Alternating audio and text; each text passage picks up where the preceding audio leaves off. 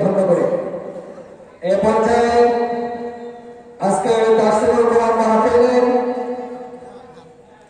দ্বিতীয় মেহমান আমাদের উস্তাদ সারদাস হযরত হাফেজ মাওলানা মঞ্জুর রহমান দামাত বরকাতুহু খতিব সিদ্ধারহাট জামে মসজিদ সদর দিনাজপুর।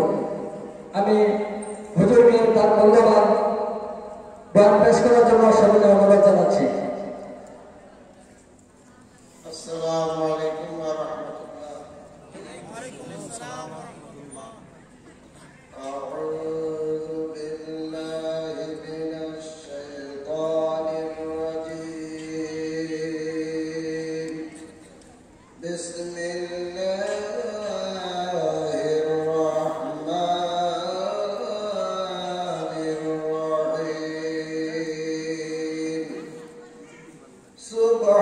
সুবহানাল্লাযী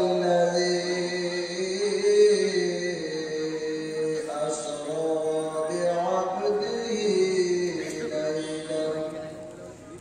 বি'আবদিহি লাইলান মিনাল মাসজিদিল হারাম ইলাল মাসজিদিল আকসা ইলাল মাসজিদিল আকসা الذي باركنا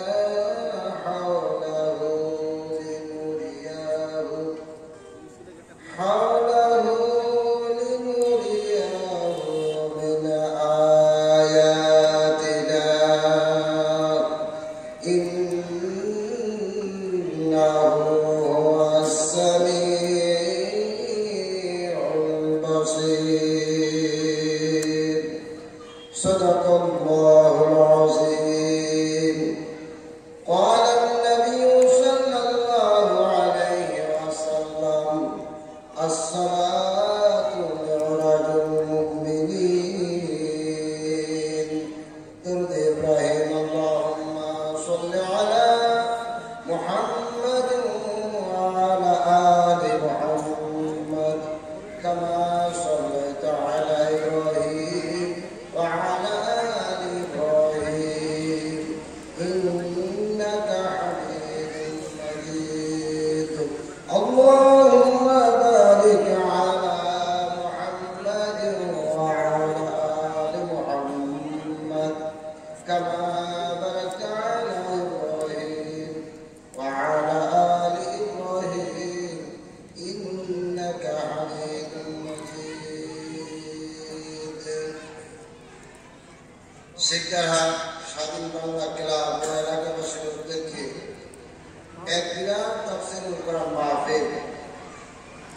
এই মাহফিলের সম্মানিত শ্রদ্ধাভাজন সভাপতি আলহাজ মোহাম্মদ আব্দুল সামাদ মাস্টার, তিনি অনুপস্থিত আছেন, হয়তো এসে পড়বেন। সহ সভাপতি আলহাজ হযরত মাওলানা আশরাফুল ইসলাম, শহর সুপার মহাবতপুর দারুল উলুম দাখিল মাদ্রাসা। প্রধান অতিথি অ্যাডভোকেট মোহাম্মদ মাইনুল আলম ভাই, আমার স্নেহের আবুল কালাম আজাদ, যে কোরআন হাদিসের বিশেষজ্ঞ এবং তার সুন্দরতম কথাগুলো আমাদেরকে অনেক অনেক জ্ঞান দেবে। তার পবিত্র কোরআনের ব্যাখ্যা বিশ্লেষণ এগুলি বুঝবার জন্য যারা চেষ্টা করে সত্যি সত্যি তারা সৌভাগ্যবান। এবং তোর সঙ্গে আমার স্নেহে হাফেজ মাওলানা আব্দুল জলিল, সবাইকে আমার ভালোবাসা শ্রদ্ধা রইল। আমার অমুসলিম ভাইরা এখানে আছেন, তাদের প্রতি আমার শুভেচ্ছা সালাম বিনিময় করছি। আমার পর্দার অন্তরালে মা ও বোনেরা, যিনারা তাফসীরুল কোরআন মাহফিলের কথা শোনার মহব্বতে নিজের ঘর ছেড়ে এখানে এসে উপস্থিত হয়েছেন, আমার ভাইয়েরা, আপনারা এসেছেন। আর এই তাফসীরুল কোরআন মাহফিলটি এমন এক ছেলেরা করেছে, যুবক ছেলেরা, বলুন আলহামদুলিল্লাহ। আপনারা এই মাহফিলে আসার কারণে আনন্দ হয়েছে না মন খারাপ, বলেন তো?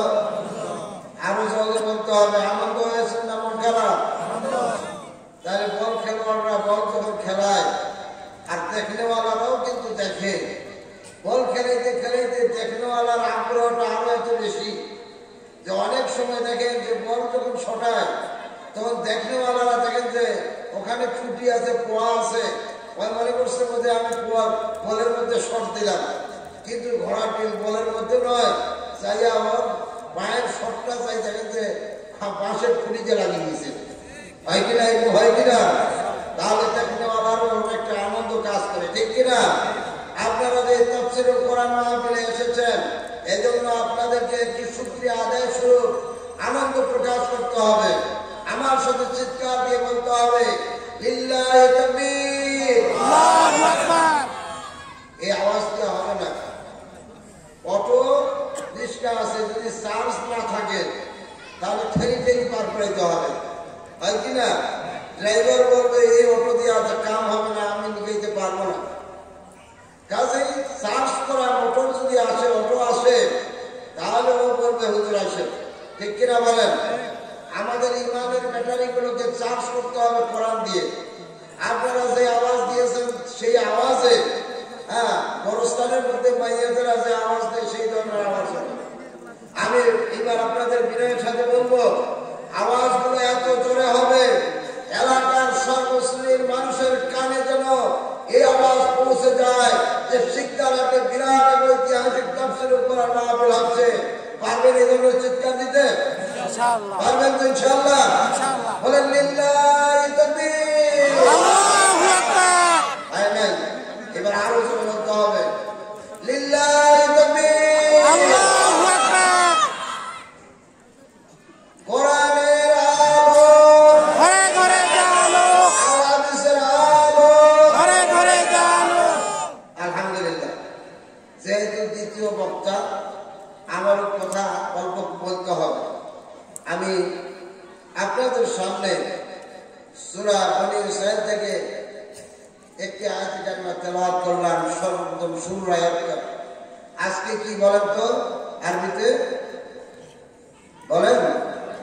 ও ইংরেজি মাসের 1 তারিখের খবর খুব থাকে, 1 বৈশাখের খবর খুব খেয়াল থাকে, ঠিক কিনা? কিন্তু আজকে যে একটা পূর্ণ রাত্রি, সেটা কি একটু বলতে হবে আপনাদের? রজব মাসের 27 তারিখ। আজকে আল্লাহ নবী মেরাজে গেছিলেন না? এই মেরাজ, এই নবীর মেরাজ প্রসঙ্গে সামান্য একটা কথা বলবো। সব কথা তো আর বলা সম্ভব নয়। তার আগে একটু যুবকদেরকে ধন্যবাদ জানাই। এই মাহফিলের আয়োজন করেছেন যুবক ছেলেরা, আমার ছেলের তুল্য ছেলেরা। এরা এমন ভাবে কাজ করেছে, ইচ্ছা করলে ওরা কিন্তু ওই যে ঢিক ঢিক ঢিক ঢিক করে বাজায়, এগুলা বাজাইতে পারতো, ঠিক কিনা? একেবারে কেউ ছিল না। আবার এমন মানুষ আছে, ওরা যখন মাহফিল করতে যায় তখন কিন্তু মাহফিলের নানান প্রকার প্রশ্ন করিয়া মাহফিল যারা করবে ওদের মনটা খারাপ করে দেয়। এরকম মানুষ আছে না? কিন্তু বাড়ির পাশে যখন গান বাদ্য বাজনা বাজে, বেসরা হাজি সাহেব, বেসরা মৌলভী সাহেব, বেসরা এলাকার মুরব্বী, তখন যাইয়া আপনি বলে না, রে বেটারা এই কাজ করেন না, এই কাজ করেন না, খবরদার, যদি এই কাজ করেন তাহলে তোমার অবস্থা খারাপ করবো। বুড়া যদি একবার সেচে যায়, বিশ্বাস করেন ওই এলাকার যুবকেরা ওই স্থান ছাড়ি পালাই যাবে, ঠিক কিনা বলেন? কিন্তু তাফসীরুল কোরআন মাহফিলে আনন্দ যোগায় না। আজকে বাড়ির আনাচে কানাচে মাদক দ্রব্যের ব্যবসা চলতেছে, ঠিক কিনা বলেন? এই মাদক দ্রব্য দিয়ে ছেলেরা, যুবক ছেলেরা আজকে নষ্ট হয়ে যাচ্ছে। হয়তো বা অন্যজনে যাই বলতেছে, দেখেন আপনার ছেলেটা কিন্তু এরকম এরকম হচ্ছে, হয়তো বলতেছে এই কথা, না রে আমি তো এগুলা দেখি না তাকে, এটা কেমন ব্যাপার? কিন্তু ভিতরে ভিতরে বেঞ্জারিটা নষ্ট, পাঁজরের হাড় বের হয়ে গেছে, চোখের মধ্যে বস্ত নাই, গালের মধ্যে বস্ত নাই, হাজারো প্রকার ওষুধ ধরে গেছে, রোগ ধরে গেছে তার শরীরের ভিতরে, কি ঠিক কিনা বলেন? আমি আপনাদেরকে জানাই দিতে চাই, যারা মাদক দ্রব্য ভক্ষণ করে এরা কিন্তু যুবক থাকা অবস্থায় 75 বছরের বুড়ায় পরিণত হয়ে যায়, ঠিক কিনা বলেন? কয়েকদিন আগে আমার কাছে একজন যুবক ছেলে, গাল মুখ সব ঢুকে গেছে, এসে বলতেছে, হুজুর আমার কিছু টাকা দিবেন, আমি একটু মহলম কিনতাম। আমি বললাম বেটা চলে যাবে। ওর লক্ষণগুলো সব হলো নেশা খাওয়া অবস্থা। আল্লাহ নবী বলেছেন, যারা নেশা খাওয়া অবস্থায়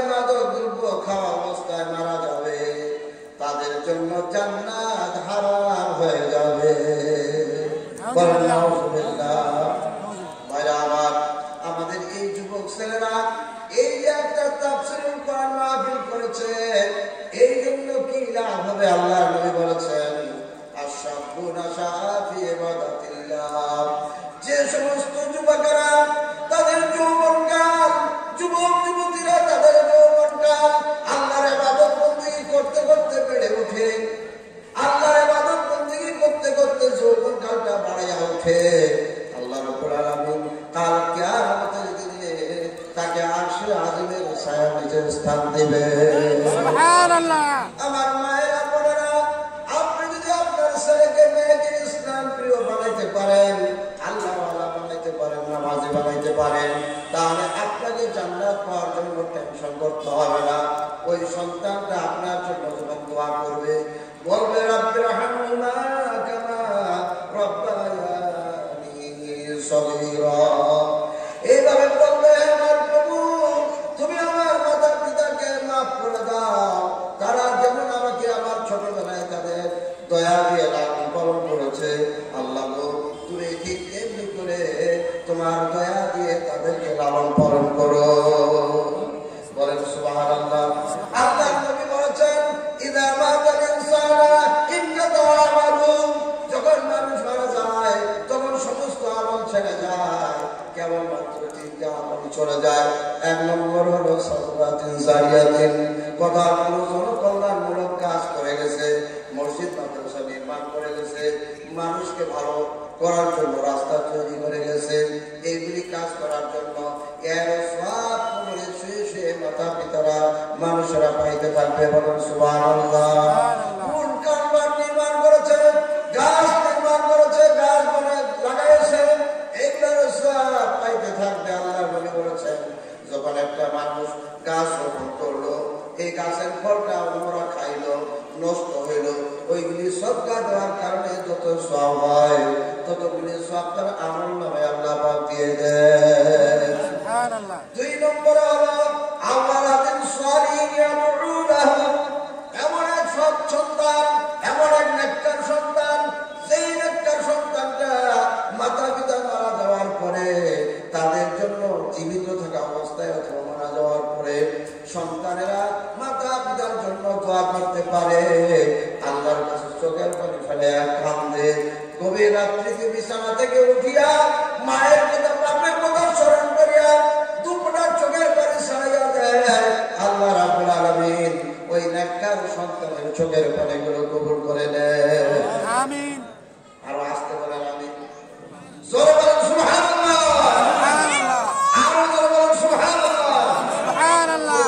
সুবহানাল্লাহ বলে বেহেশতের ভিতরে এমন একটা গাছ রোপণ হয়ে যায়, সেই গাছের ছায়া দৌড়াইতে একটা তেজস্বী ঘোড়া 500 বছরের সময় লাগবে। সুবহানাল্লাহ। যে ব্যক্তি আলহামদুলিল্লাহ পাঠ করবে, আকাশ এবং জমিনটা সওয়াব দিয়ে আল্লাহ ভর্তি করে দিবে। বলেন আলহামদুলিল্লাহ। আলহামদুলিল্লাহ। একটু জোরে সোরে জিকির করেন লা ইলাহা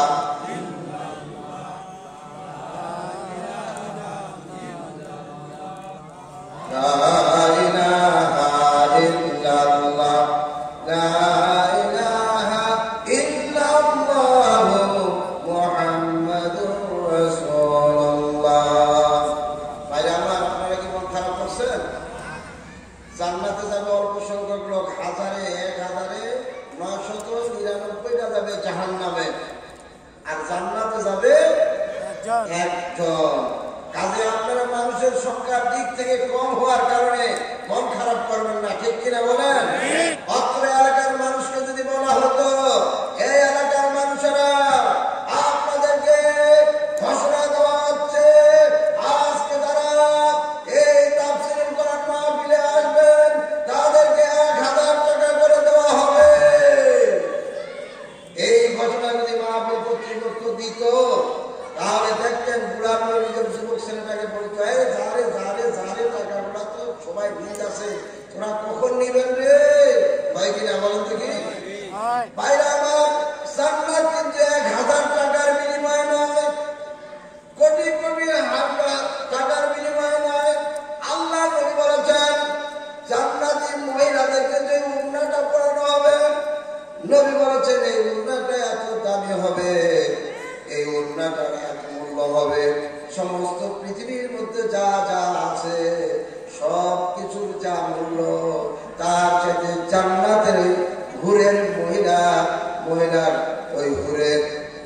এটার মূল্যটা বেশি। এই মূল্যটা বেশি। জান্নাতের 1 ইঞ্চি পরিমাণ মাটির যে মূল্য, সারা পৃথিবীর মধ্যে যা আছে এগুলা বিক্রি করে দেয় 1 ইঞ্চি মাটির সাথে তুলনা হবে না। বলেন সুবহানাল্লাহ। এবার জান্নাতের বাগান, এই জান্নাতের বাগানে আপনারা এসেছেন, আনন্দ ভোগ করুন। ঠিক আছেন কিনা বলা দেখি? আলহামদুলিল্লাহ। তাহলে জান্নাতের মধ্যে রাখা হবে যুবক অবস্থায়। কথা বুঝতে পারছেন? 30 থেকে 33 বছরের যুবক যুবতী, 30 থেকে 33 বছরের যুবক যুবতী। বুড়ো মানুষটাকে যদি 75 বছর বয়সের বুড়াটাকে যদি গোস্ত খাইতে দেন, একটা দুটা পিস খাবে, তাও দুই দিকে দাম নাই। যখন দিচ্ছেন তখন বাস এই পাশের মুখটা একদিকে আনছে গোস্তটা, আরেকদিকে নিয়ে পছন্দ করে গিরি খাইছে। হয় কিনা? গিরি খাইলে অত মজা নেই, চাপাই চাপাই যত খাবেন তত মজা। আরেকটা যুবক ছেলেকে বলতেছেন গিরি আলু লেবু, আন্না কচু আসলে আন্না। হ্যাঁ, যুবক যুবতী বলতেছেন। এখন তো আর কি বলবো, আমার মেয়েরা, আমার একজন নিকটস্থ ব্যক্তি, আমি আপনারা হাসতে হাসতে অস্থির হবে, আমার খুব নিকটস্থ একটা অনুষ্ঠানে গেছে, বিবাহের অনুষ্ঠান, বরযাত্রী গেছে, এমন ভাবে সাজগোজ করে গেছে, আমি কিন্তু ওর মুখটা সিনায় গেছি। কে রে? হ্যাঁ, তার মানে কি জানেন, ওরা যখন খাওয়া গুলা খাচ্ছে, চতুর্দিকে লাগাইছে লিপস্টিক, বিশ্বাস করে মুখটাও ভালো করে মেলা করে না। হাইরে স্বাদের বস্তু, খাওয়ার ইচ্ছাটা নাই, ভালো মতো খাইতেও পারে না, খালি কেমন যেন করে খাচ্ছে। মানে মুখের মধ্যে এই সেই যে সেই মাগিছে, চাওয়া পারো আর তার কোনো কিছু নেই। ঠিক কিনা বলেন? এরকম আছে না? সাজগোজ, এত সাজগোজ করার কারণে অনেক মামুনেরা যাই দেখেন, বিবাহের অনুষ্ঠানে, আজকাল অনুষ্ঠানে যদি একবার গেছে, বেচারি আর নামাজ পরিবার আর থাকে না, কারণ নামাজ পড়ে গেলে এইরা তো সব ধেয়া ধেয়া শেষ করতে হবে। ঠিক কিনা? এই কারণে আহারে নামাজের যদি ফজিলত, আমি যুবক যুবতীদের কথা একটু বলতে চাই, ভাইরা আমার, জান্নাতের মধ্যে গরুর গোশত আছে ঘোড়া করা। বলেন সুবহানাল্লাহ। কলিজা আছে, কলিজা, মাছের কলিজা। আল্লাহ নবীকে জিজ্ঞাসা করা হলো যে জান্নাতের মধ্যে সবচেয়ে দামি খাবার কি হবে? তখন নবী করিম সাল্লাল্লাহু আলাইহি ওয়াসাল্লাম বললেন, মাছের কলিজা। সুবহানাল্লাহ। খারাপ নাকি? ইনশাআল্লাহ যাদের কপাল ভালো তারা কথা শুনবে, যাদের কপাল ভালো না তারা শুনবে না। ওরা কবে মুচির মুখে আর কি কইবি, তুই কইলাই রে, আরে কইলাই কি রে, তোর কথা হইতো কইলাই রে, ওই আর কইয়া বলবে না। হয় কি না? আমার যদি অপ্যায়ন এর কথাগুলো শুনে ভালো করে না রে, আর তামান খালি কইলাই কথা ঘুরে ফিরে তামান বক্তৃতা দিবি বটে, ঘুরে ঘুরে শেষ রাজনীতির দিকে ফেলে দিয়ে চলি গেল। আছে না মেয়ের মানুষ? কোরআন মাজিদ যদি মানুষকে রাজনীতির কথা বলে, আমরা বলবো না কেন? ঠিক কিনা বলেন? ভাইরা আমার, আল্লাহ রাব্বুল আলামিন বলেছেন, সুবহানাল্লাযী আসরা, মহান আল্লাহ, পবিত্র আল্লাহ, সেই আল্লাহ যিনি তার বান্দাকে এক রাতে মসজিদে হারাম থেকে মসজিদে আকসা পর্যন্ত নিয়ে গেছেন। বলেন সুবহানাল্লাহ। কোথায় নিয়ে গেছেন?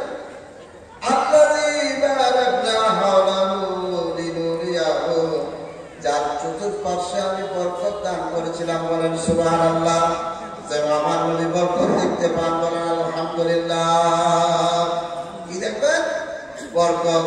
আল্লাহ নবী সাল্লাল্লাহু আলাইহি ওয়াসাল্লাম তিনি আমার এক মহামানব। অন্যান্য নবীদের জন্য মেরাজ হয়েছে, কিন্তু আমাদের নবীর মেরাজ হয়েছে সিদরাতুল মুনতাহা জায়গা। যারা বলেন সুবহানাল্লাহ। কেন হলো? ফটফট করে কিছু কথা বলি। আমাদের মেহমান, প্রধান মেহমান এসেছে। হ্যাঁ, তো যখন মেরাজটা কেন ভাইরা আমার খেয়াল রাখবেন, প্রধানমন্ত্রী যেই হোক না কেন, তার দেশের শাসন কার্য পরিচালনা করার জন্য তার উপদেষ্টাদের কর্মচারীদেরকে ডাক দিয়ে কখন মিটিং করে। ঠিক কিনা বলেন? অথবা কোম্পানিগুলো তাদের কোম্পানির কাজগুলো চালানোর জন্য কখন মিটিং করেন। এইভাবে মিটিং করে করে তাদের কার্যক্রমগুলো অধীনস্থ কর্মকর্তাদের মাধ্যমে সব জায়গায় ছিড়িয়ে ছড়িয়ে দেয়। ঠিক কিনা বলেন?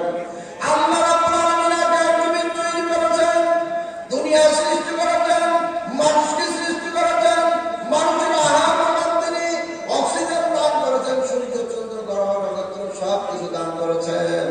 যে আল্লাহ এত কিছু দান করেছেন, সেই আল্লাহ দুনিয়াতে আল্লাহর হুকুম ছাড়া আর কারো হুকুম চলবে না। ঠিক কিনা বলে? খাওয়া দাওয়া, উঠা বসা, লেনদেন, ব্যবসা বাণিজ্য, দোকানপাট, হাট বাজার, কথাবার্তা যা কিছু আছে, আমার নবী বলেছেন যে ব্যক্তি এক মুসলমান অন্য মুসলমানের সাথে মৃদু হাসিতে কথাবার্তা বলে, আল্লাহ রাব্বুল আলামিন তাকে শ্রদ্ধার মতো নেকি দান করেন। সুবহানাল্লাহ। ইসলাম নিয়ে মানুষ কিভাবে চলাফেরা করবে, এই নিয়মগুলো আল্লাহ তাআলা শিক্ষা দেওয়ার জন্য মুহাম্মদ সাল্লাল্লাহু আলাইহি ওয়াসাল্লামকে সিদরাতুল মুনতাহায় উঠাই নিয়েছেন। বলেন সুবহানাল্লাহ। নবীকে আল্লাহ বলেন তুমি কি নিয়ে এসেছো? আল্লাহর নবী উত্তরে বলেন আত্তাহিয়াতু লিল্লাহি ওয়াস সালাওয়াতু ওয়াত তাইয়্যিবাতু।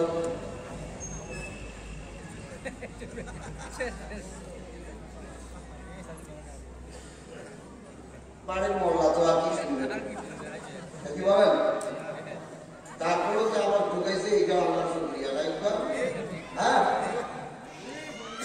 যাক, এখনো কয়েক মিনিট সময় আছে, বলে দিই ঝটপট। পরে কয়েক নামের অবস্থায় যে আপনার কথা এত তাড়াতাড়ি করেছেন, জিনিস বলতে সুন্দর ভালো করে এইটা করেন, হ্যাঁ। তাহলে আল্লাহ নবীকে আল্লাহ ট্রেনিং দিয়েছে সারা পৃথিবীতে আল্লাহর নির্দেশ চলাবার জন্য। ঠিক কিনা বলেন? সেই নির্দেশ আমাদের চালাইতে হবে। কোরআন দিয়েছেন আর সালাত নামাজ দিয়েছেন। নামাজ যখন পড়ে তখন এই নামাজটা হলো মুমিনদের জন্য মেরাজ। মেরাজে যাইয়া অসংখ্য কিছু দেখছেন আল্লাহ নবী। আল্লাহ নবী জান্নাত দেখেছেন, জাহান্নাম দেখেছেন। জান্নাত দেখেছেন, জাহান্নামও দেখেছেন। জাহান্নামের মধ্যে এক ব্যক্তিকে দেখতেছেন, একটা হাতুড়ি দিয়ে তার মাথাতে আঘাত করে চূর্ণ বিচূর্ণ করে দেওয়া হচ্ছে। আল্লাহ নবী জানতে চাইলেন জিবরাইল আলাইহিস সালামকে কেন আমি শাস্তি? নবীকে আল্লাহ জিবরাইল আলাইহিস সালাম বললেন এই ব্যক্তিটা দুনিয়াতে নামাজের ব্যাপারে মানে নামাজের ব্যাপারে অমনোযোগী ছিল, এই কারণে তার শাস্তি। আরো একটু অসংখ্য দেখছেন ভাইরা আমার। আল্লাহ নবী একদিন বসে বসে কাঁদতেছেন। হযরতে আলী রাদিয়াল্লাহু তাআলা আনহু আসলেন, মা ফাতেমা রাদিয়াল্লাহু তাআলা আনহা আসলেন। সে বলতেছেন আমার পিতা কাঁদতেছে, আমার শ্বশুর কাঁদতেছে। নবীকে জিজ্ঞাসা করলেন আব্বা আপনি কেন কাঁদলেন? আল্লাহ নবী উত্তর দিচ্ছেন ফাতেমা শোনো, আলী শোনো, আমার মহিলা উম্মতদেরকে জাহান্নামের মধ্যে থেকে এসেছি, তাদের বিভিন্ন জনের বিভিন্ন প্রকার শাস্তি। এক প্রকার মহিলাকে শাস্তি দেখলাম, মাথার চুলটা টানিয়া লম্বা করে ঝুলাই রাখা হয়েছে শূন্যের মধ্যে, জাহান্নামের মধ্যে। আরেক মহিলাকে দেখলাম জিহ্বাটা টানিয়া লম্বা করে রেখেছে আর মুখের মধ্যে গরম পানি ঢালানো হচ্ছে। আরেক মহিলাকে দেখলাম তার হাত দুটো দুই স্তর মাথার সাথে আর পা দুটো দুই স্তরের সাথে। আরেক মহিলাকে দেখলাম একটা মহিলাকে শুধু স্তরের মধ্যে লোহার শিকল বাঁধিয়া ঝুলাই রাখা হয়েছে। আরেক মহিলাকে দেখলাম তার মুখটা হলো কুকুরের মতো, তার মুখটা হলো শুকরের মতো, আর দেহটা হলো গাধার মতো। আরেকটা মহিলাকে দেখলাম তার গোটা শরীর কুকুরের মতো, ভিতর থেকে আগুন ঢুকাচ্ছে, মুখে আগুন ঢুকাচ্ছে, মন্দাতে আগুন বেরোচ্ছে। হযরতে আলী মা ফাতেমা জানতে চাইলেন কি কারণে এত শাস্তি হচ্ছে? আল্লাহ নবী বলতেছেন এই যে মহিলাটাকে চুলের মধ্যে ধরিয়া টাঙিয়ে রাখা হয়েছে, এই মহিলাটা দুনিয়ার মধ্যে তার মাথার চুলগুলো খোলা বের করে দেখে করেইত। এই কারণে ওই দিন আগে একটা অনুষ্ঠানে গেলাম, একজন কয়েকজন যুবতী মেয়ে তার নিজেকে সৌন্দর্য দেখবার জন্য মাথার চুলগুলো এলোমেলো করিয়া ছাড়িয়া দিয়েছে। এরা জাহান্নামে যাবে, বলেন নাউজুবিল্লাহ। এই তো মহিলা তো আমাদের শিক্ষার আগে মাথায় নাই বোধ হয়, মহিলা নাই। আরেক মহিলাকে যে জিহ্বাটা টানিয়া লম্বা করে রাখা হয়েছে, মুখের মধ্যে গরম পানি ঢালে, এই মহিলাটা তার কথা দিয়ে তার প্রতিবেশীকে কষ্ট দিয়েছে, মানুষকে কষ্ট দিয়েছে। আরেক মহিলাকে তার হাত দুটো মাথার চুলের সাথে পা দুটো স্তরের সাথে বাঁধিয়া ঝুলাইয়া রাখা হয়েছে। ঝুলাই রাখতে পারেন কিনা আল্লাহ পাক পানি দিয়ে বলেন এই যে চন্দ্র সূর্য গ্রহ নক্ষত্র এবং সপ্ত আকাশ সব কিছু ঝুলন্ত অবস্থায় আল্লাহ রেখে দিয়েছে। বলেন সুবহানাল্লাহ। একে ঝুলাইয়া রাখছেন। নবী জানতে চাইলে বললেন এই মহিলাটা হাস থেকে পবিত্র হওয়ার পরে সে নিজেকে পবিত্র রাখতো না এবং নামাজের ব্যাপারে অনুমোদন ছিল। আমার মা বোনেরা খুব তাড়াহুড়া করে কয়েকটা কথা বলে যাচ্ছে, নামাজের ব্যাপারে খুব তাড়াহুড়া করছে, নামাজের ব্যাপারে খুব অমনোযোগী ছিল। এই অমনোযোগী থাকার কারণে তার এই শাস্তি হচ্ছে। আরেকটা মহিলা শুধু স্কুলের মধ্যে জাহান্নামের শিকল বাঁধায় ঝুলিয়ে রাখা হয়েছে। এই জন্য এই মহিলাটা তার নিজের স্বামী থাকার পরেও অন্য পুরুষের সাথে সে যৌন মিলন ঘটাইয়াছে। বলেন নাউযুবিল্লাহ। বিবাহের আগে যদি কেউ কোনো মহিলার সাথে ভালোবাসা প্রেমের নিয়তে গল্প গুজব করে সেটা হারাম। বলেন নাউযুবিল্লাহ। আরেক যে মহিলা যেটা মাথাটা হলো গাধার মতো আর দেহটা হলো আপনার মাথাটা হলো শুকরের মতো, দেহটা হলো গাধার মতো, হাজার রকমের তাকে শাস্তি দেওয়া হচ্ছে। এই মহিলাটা পবিত্রতা অর্জন করতো না এবং কি বলতো মানুষের ব্যাপারে অপবাদ দিত। যেমন অপবাদ দেওয়া হয়েছে আল্লামা দেওয়ার সাইদিকে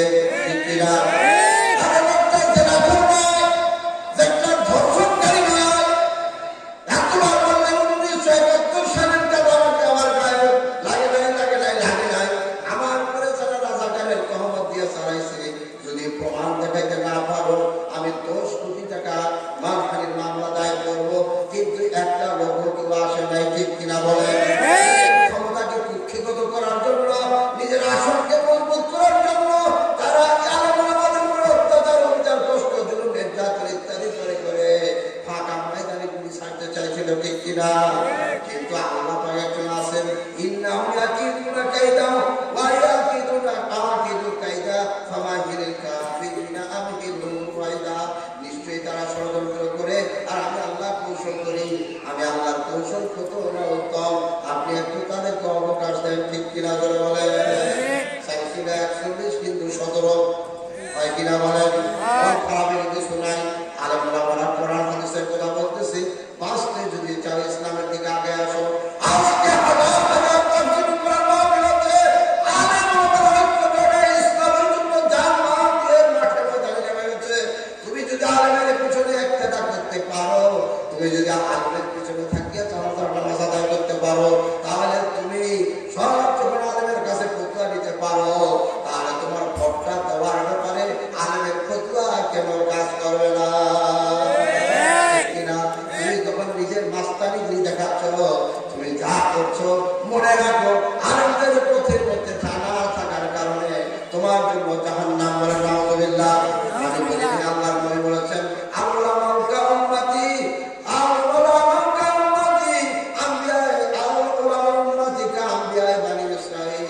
আমার উম্মতের মধ্যে একজন আলেম বনি ইসরাঈলের নবীদের মতো দান। বলেন সুবহানাল্লাহ।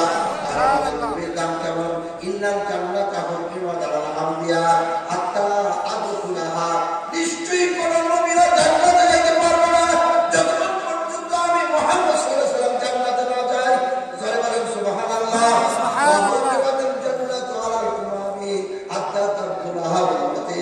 আর কোন উম্মতেরা জান্নাতে যাইতে পারবে না যতক্ষণ পর্যন্ত আমার উম্মতেরা জান্নাতে না যায়। সুবহানাল্লাহ। আজকে তুমি নবীর উম্মত হিসেবে নিজের পরিচয় দেখাতে চাইলে আসো ইসলামের দিকে।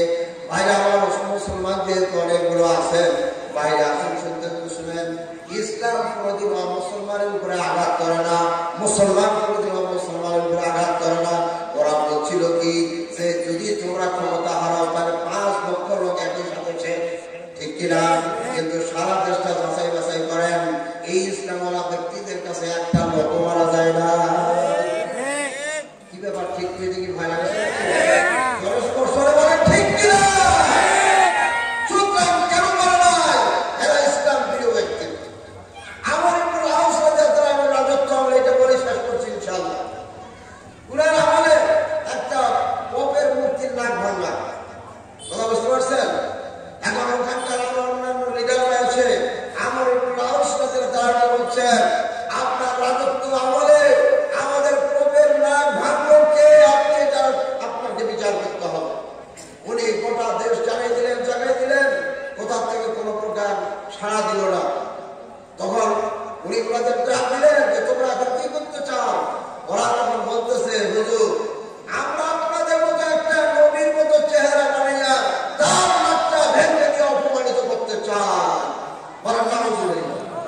আমার বললেন আপনাদের এই কথা কোনোদিন কোনো মুসলমান বরদাস্ত করবে না, করবেও না, ঠিক কিনা? আর এখন